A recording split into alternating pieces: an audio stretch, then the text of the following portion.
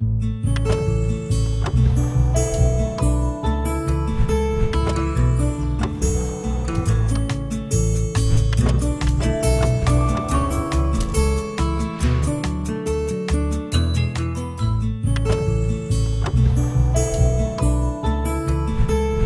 a todos, sejam bem-vindos a mais uma aula aqui do professor Jorge Formiga. Gente, muito obrigado pela presença de vocês. Espero que vocês gostem dessa aula, né? Quem está aí aprendendo sobre as equações diferenciais, essa é a segunda aula do início do curso de EDOs, uma aula extremamente importante, né? Devido às informações que são necessárias para nós entendermos sobre os métodos de soluções que vou mostrar em aulas futuras. Então vou falar hoje sobre um teorema muito importante, que é o teorema da existência e unicidade, e o problema de valor inicial, o famoso PVI. Mas vamos lá.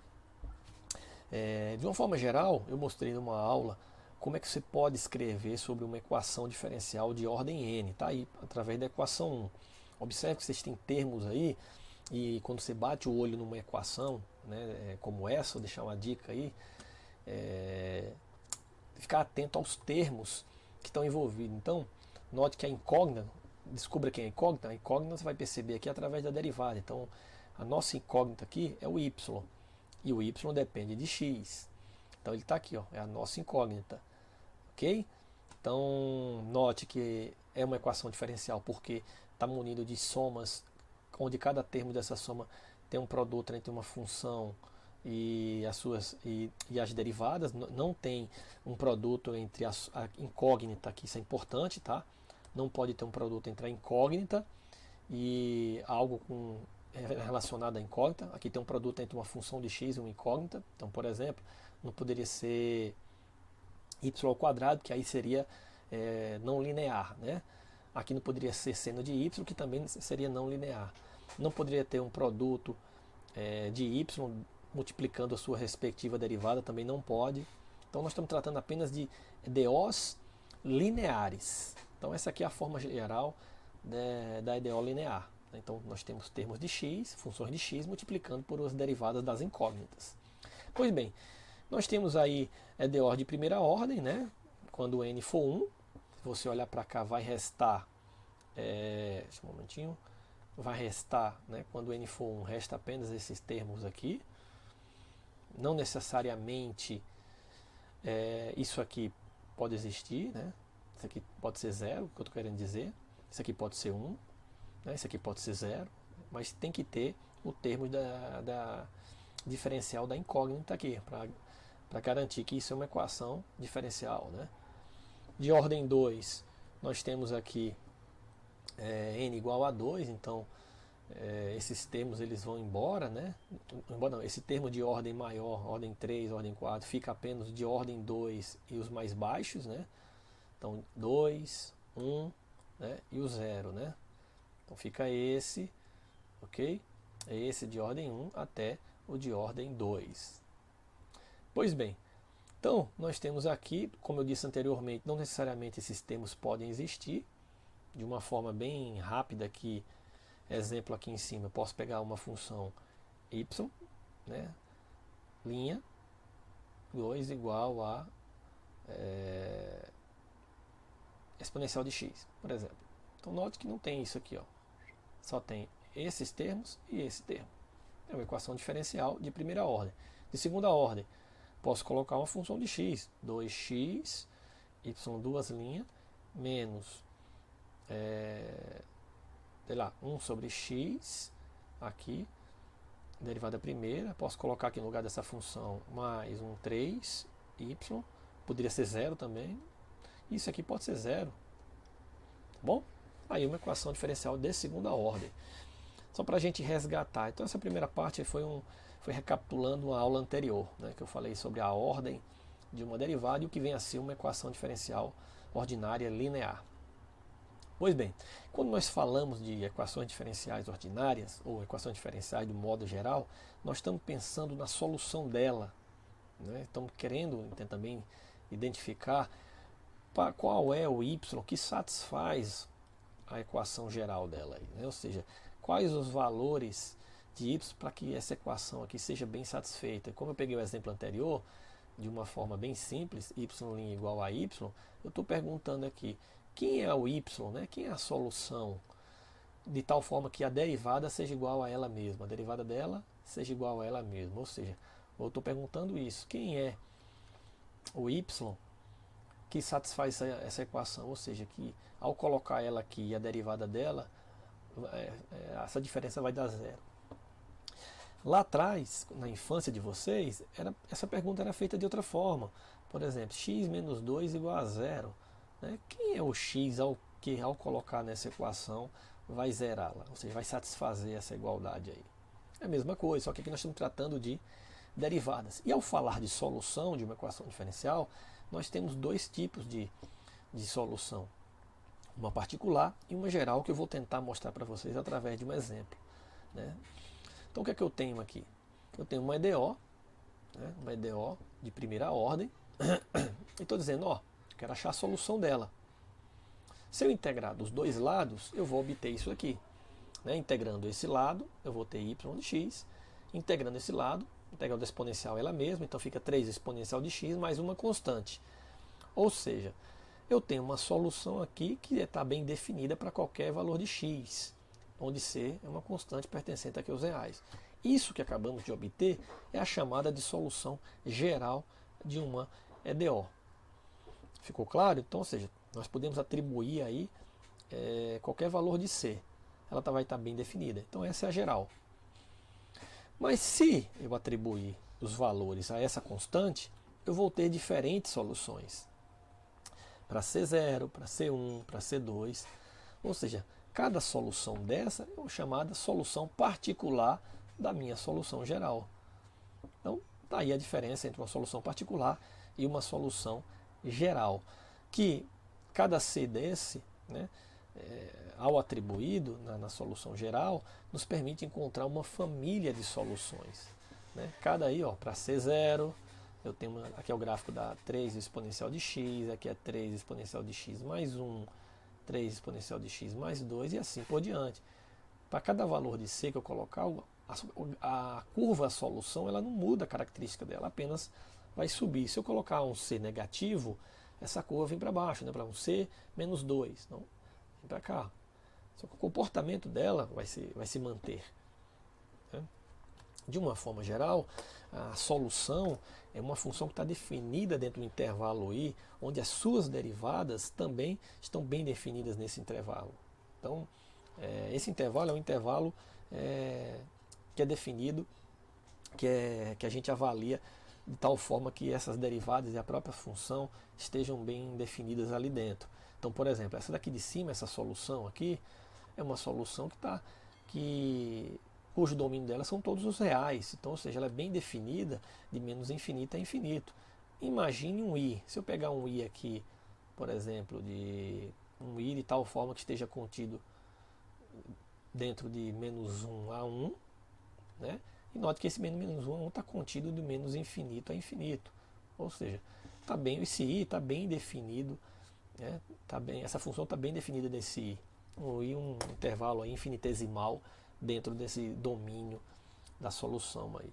Tá bom, gente? Então, espero que vocês tenham captado. Solução geral, nós temos uma solução onde aparece nossa constante de integração, e uma solução particular, nosso C aí, ele é determinado, né? Mas não é a gente só atribui assim, existe uma maneira de se determinar esse C. Até coloquei ali, aqui, como vocês podem ver, né? Como é que esses Cs eles são obtidos. E aí, onde nós começamos a falar do problema do valor inicial. Né? Já estamos dando um passo para falar do PVI. Mas antes de falar do PVI, vou falar aqui de uma notação que eu já falei na aula anterior, mas só para resgatar, né? Que de uma forma, por conveniência, podemos escrever a nossa equação diferencial com base na ordem da sua maior derivada, do grau da sua maior derivada. Então, por exemplo, eu tenho aqui y derivada segunda menos 2xy' mais exponencial de xy igual a x ao quadrado. Se eu separar aqui minha derivada de ordem 2 e jogar tudo para lá, eu vou ter x ao quadrado mais 2xy' menos exponencial de xy. O que está aqui do lado de cá, eu vou chamar de uma função, mas uma função que depende de quem? Depende de x, né, da variável independente, depende do y, que é a minha incógnita, e da sua respectiva derivada, do y'. Né? Então, estou dizendo que a minha derivada, né, de ordem 2 está sendo escrita como uma função que depende da incógnita, da variável independente x e da sua respectiva derivada. Note que a derivada aqui é de 1 grau a menos do que a derivada que eu escolhi, que eu peguei de ordem maior para colocar como a definição da minha função, a notação da minha função. Pois bem, é isso que está dizendo aqui essa notação na equação 2. Então, uma vez que ela é escrita dessa forma, o problema de valor inicial, eu vou apagar aqui que tem uma problema de valor inicial que eu falei lá atrás, né? Ele surge quando nos perguntamos como é que esses Cs eles são obtidos, né? Como é que eles são obtidos? Então, nas outras linhas, né, nas entrelinhas, nós estamos falando aí do PVI, que é o problema de valor inicial. Por definição, PVI é quando nós estamos aí essa condição inicial à nossa equação diferencial, ou seja, como nós estivéssemos dizendo para ela, ó, a sua integração começa a partir dessa condição, né? Ela vai vir escrita dessa forma que você está vendo aqui embaixo, e observe que uma vez que você escreve a ordem dela aqui, de maior ordem, né, como esse exemplo aqui que eu fiz, de ordem 2, a condição ela vem até a menor, 1 grau a menos da equação diferencial que você está tratando aí. Ou seja, se for grau 2, vai até grau 1 aqui a condição inicial. Se for de primeira ordem, vai aqui de grau 0. Então, por exemplo, se eu pegar uma equação diferencial como essa e der uma condição a ela, dizendo, olha, essa condição eu falo o seguinte, para x igual a 0, o y vale 3. Então, isso é o PVI. Ou seja, essa informação vai nos permitir encontrar o C que vai aparecer ao integrarmos aqui. Note que para cada condição que é dada, o C vai ser diferente. Né? Aqui de grau 2, né? A equação diferencial de grau 2, a minha condição tem que ser essas duas aqui, o PVI. Uma de grau 0 e uma de grau 1. Porque quando eu integro uma vez, aparece um C1. Quando eu integro outra vez, aparece o C2. Então a combinação, essas duas constantes de integração, elas são obtidas pelas condições que são dadas, ou seja, pelo PVI. Ah, professor, mas se não der o PVI? Se não der o PVI, a sua equação diferencial, ao ser integrada ou ao ser resolvida, vai aparecer a sua constante lá na solução. Ficou claro, gente? Isso? Então vamos lá. Então, trouxe aqui um exemplo. Desculpa. Trouxe um exemplo que eu já mencionei no início da aula, né? Y' é igual a Y. Eu já sei aqui quem é a solução para ela, né? Cuja condição inicial fala, ó, quando x for 0, y vai ser 3. Essa é a minha condição. Quem é o C? Então, trouxe para cá, desculpa, isso aqui, na verdade, já é, isso aqui é o y, tá bom? Eu trouxe para cá essa equação. Ao integrar dos dois lados, tá bom? Eu vou ter, de um lado o y, a função de x, e do outro a própria exponencial de x mais uma constante, né? Quem é a função cuja derivada é ela mesma é a própria exponencial de x. Então vou fazer o seguinte, vou usar agora o PVI. Eu disse, olha, quando x for 0, y vale 3. Então vou colocar o 0 aqui, vai ficar exponencial de 0 mais c, e tudo isso igual a 3. Ou seja, aqui vai dar 1, joga esse cara para cá, 3 menos 1 vai dar 2. Então meu c vale 2. Conclusão, eu jogo esse c aqui e a minha solução particular vai ser essa. Então essa é a solução da minha equação diferencial com esse PVI. É exatamente, né, essa curvinha que está aqui, ó. Quando y, quando o y com x for 0, você vai ver que o y vai dar 3. Então, 1, 2, 3. Então é esse cara aqui, ó. Essa aqui é a curva que representa a minha solução. Tá bom? Essa daqui. Essa aqui são outras curvas que são dadas para outros PVIs. Essa aqui provavelmente é para c igual a 0, e essa aqui é para C igual a 1. Bom, ficou claro aí, gente, essa ideia do PVI dentro da solução geral, ou seja, a solução, através da solução geral, o PVI nos ajuda a encontrar quem é essa solução particular. Está bem definida para todo x. Mas como falando de solução, tem duas perguntinhas aí extremamente importantes aí dentro do estudo das EDOs. Primeiro, existe solução para o problema? Primeira coisa. Segundo, se existe, ela é única? Fazendo ainda mais um pouco, digamos assim, destrinchando ainda essas duas perguntas, né? Nós estamos entrando em duas questões. Se existe e se é única, né?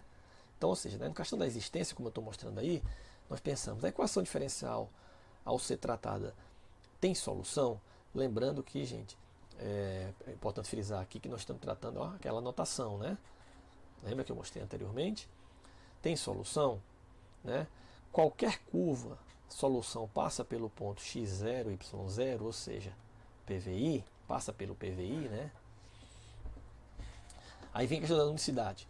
Podemos ter certeza de que existe precisamente uma curva passando pelo ponto x0, y, ou seja, é única passando por lá, né? A ideia do I, né? Quem é esse I? Esse I é um intervalo que surge ao pegar o HA mais um H e o B menos um H. Então, dentro do intervalo, dentro do domínio dela, meu I vai estar contido dentro desse domínio, né? Então aí eu não vou demonstrar aqui o teorema, estou dando uma ideia do teorema da existência unicidade. Fala o seguinte, olha, suponha que existe uma região, essa região R é formada pelo plano XY, né? De tal forma que X está definido aí no intervalo AB, onde A e B estão contidos, né? E Y no CD, né? E contendo um ponto x0 e y0. Então, ou seja, esse ponto aí, o próprio PVI está contido aí. Se f de xy, né, e suas respectivas derivadas parciais são contínuas dentro desse R, né, aqui dentro, elas são contínuas aqui dentro, então existe um intervalo, ou seja, esse intervalo I, dentro, né, está contido em AB, né, importante isso, né, e uma função y, que é esse cara aqui, que é definida no intervalo, que é a solução, né, que é a solução dessa EDO, né, do PVI, através do PVI. Então, é necessário, se f e suas derivadas são contínuas, então ela está dizendo que vai existir uma única solução definida dentro desse I, né, através desse PVI. Pois bem, mas olha só, daqui a pouco eu faço um comentário sobre o teorema. Então olha só o que esse teorema nos reflete aí. Eu tenho uma equação aqui cuja derivada é igual a y ao quadrado e deu o PVI, né? Y de 0 igual a 1. Note que eu vou escrever aqui, né, aqui minha derivada de maior ordem, né, lembra? Então eu estou escrevendo como uma f que é y depende de x. Então eu tenho aqui a minha derivada escrita como f de xy igual a x ao quadrado. Note que se eu derivar, né, parcialmente, vai dar, derivada em relação a y, vai dar 2x. Ou melhor, 2y. Tanto essa função como a derivada dela são contínuas em qualquer valor, gente. Pode olhar aí. São contínuas. Para qualquer valor que nós atribuímos a y aí, essas funções elas estão bem definidas. Não temos problema. Se são contínuas em todo o plano xy, inclusive nós podemos pegar um intervalo, né? Em particular, vou pegar aqui um retângulo aí, menos 2, né? Vou pegar aqui como se fosse, né, um x de menos 2 a 2 e um y de 0 a 2. Pronto. Aqui, ó. Criei uma região. Ou seja, se já está bem definida para todo o plano, inclusive vai ser para um pedacinho desse plano, né, que contém o ponto x0, y1. O ponto está aqui, ó. Certo? Então pelo o teorema do valor inicial, de fato, vai existir uma solução, né, porque está bem definida aqui dentro desse intervalo, desse I que está contido do menos 2 a 2. Beleza? Até aí. Quem é essa solução? Solução, não é questão de agora de usar métodos para resolver, mas a solução que satisfaz essa igualdade aqui, essa equação diferencial, é essa daqui. Se você quer verificar, deriva ela, né? Deriva ela, coloca aqui e eleva essa ao quadrado e coloca do lado de cá. Você vai perceber que são iguais.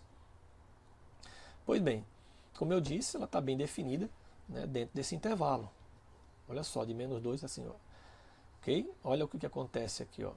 O 1 não está bem definido no 1, mas meu intervalo, né, olha que o 1 ele não entra, né? Ou seja, é um valor próximo a ele. Então, o teorema teorema da existência de unicidade garante isso. Olha, se a tua função f de x, y e a derivada são contínuas dentro de um intervalo i qualquer, onde i está contido dentro dessa região R, né, então vai existir uma solução para esse PVI, né, e única. Essa condição de contínua em f e na sua derivada, isso é uma condição suficiente, mas não é necessária. O que isso quer dizer? Olha, se essas derivadas não forem contínuas, nós podemos ter outras possibilidades para essa equação diferencial. Uma delas é ter mais de uma solução. Um exemplo para isso é essa equação diferencial aqui, né? É uma equação para esse PVI, nós temos aqui duas soluções. y0, se você derivar aqui, colocar aqui e colocar o y igual a zero aqui, vai dar zero dos dois lados. Ela vai, de fato, essa igualdade vai ser bem satisfeita. E a outra solução é essa aqui. Se você derivar ela, né, e colocar do lado de cá e colocar o valor de y aqui, a igualdade vai ser satisfeita, né, com esse PVI. Então, ou seja, nós temos duas soluções para essa equação diferencial. Que ela não satisfaz aqui a questão da continuidade para a derivada. Se você derivar essa aqui, só um comentário aqui. Cadê? Aqui. Isso aqui é o meu f, né? Depende de x e y. Na hora que você derivar ela, em relação, por exemplo, a y, você vai perceber que ela não vai ser contínua para y igual a zero. Tá bom? Ou seja, então a derivada não é contínua em y igual a zero. Ou seja, ela quebrou aquela condição lá suficiente. Ou seja, mas não quer dizer que ela não tenha solução. Ela tem e tem duas. Tá bom? Se você quiser fazer um teste, deriva aí e verifica lá a continuidade da derivada. Tá bom, gente? Ou seja, de uma forma geral, nós vamos tratar no curso apenas de EDOs com uma única solução. Para facilitar a vida da gente, né? Então, espero que vocês tenham gostado da aula de hoje. Espero que vocês tenham entendido. Boa sorte, bons estudos. Até a próxima, gente. Grande abraço. Tchau, tchau.